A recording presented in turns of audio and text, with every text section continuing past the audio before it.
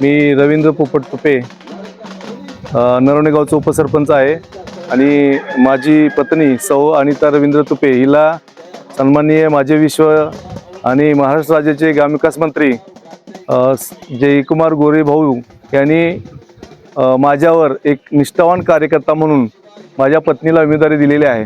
मी गेले 15-20 वर्ष भाऊंच्याबरोबर एकनिष्ठ आहे, त्यामुळं इथून पुढच्या काळामध्ये एकनिष्ठ कार्यकर्ता म्हणून पुढे प्रवास करेल या उद्देशाने मला ती निवडणुकीला माझ्या पत्नीला कमळ या चिन्हावर उमेदवारी दिलेली आहे भाजपकडून।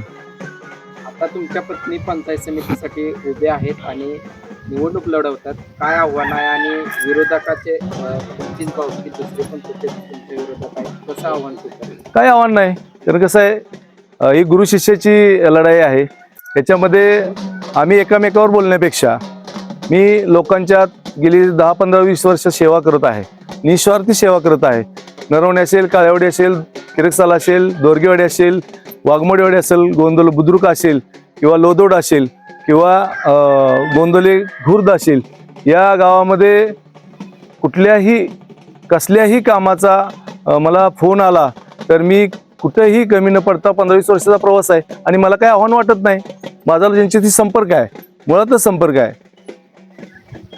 जयभाऊंनी एक निष्ठावंत म्हणून तुम्हाला संधी दिली, दुसऱ्या बाजूला शिलवंत साहेबांना संधी दिली, आणि तुम्ही दोघंही तसं त्यांच्यासोबत निष्ठावंत घराविषयी किंवा आर्थिक हे करतात, त्यांच्याबद्दलही काय सांगताल गटाच्या?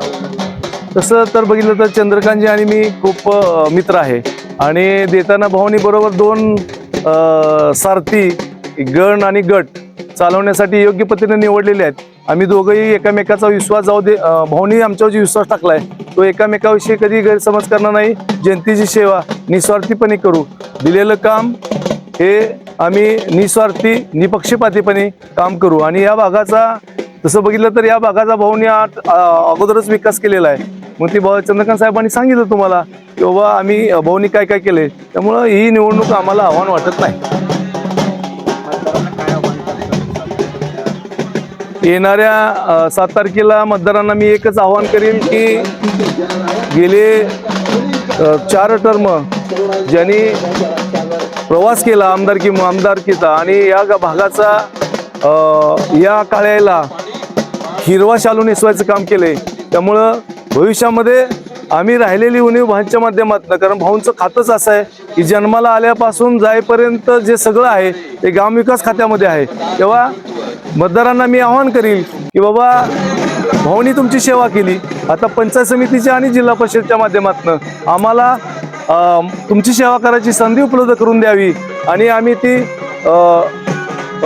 पूर्ण करू, एवढेच आवाहन करीन। आणि येत्या 7 तारखेला आम्हाला कमळ या चिन्हापुढील बटन दाबून जिल्हा परिषदचे उमेदवार सावित्री चंद्रकांत शिलवंत यांना मतदान करावं आणि गोंदवले बुद्रुक गणातल्या अनिता रवींद्र तुपे यांचेही चिन्ह कमळ आहे, त्यांच्या चिन्हापुढील बटन दाबून त्यांनाही मतदान करावं आणि आपली सेवा करायची संधी उपलब्ध करून द्यावी।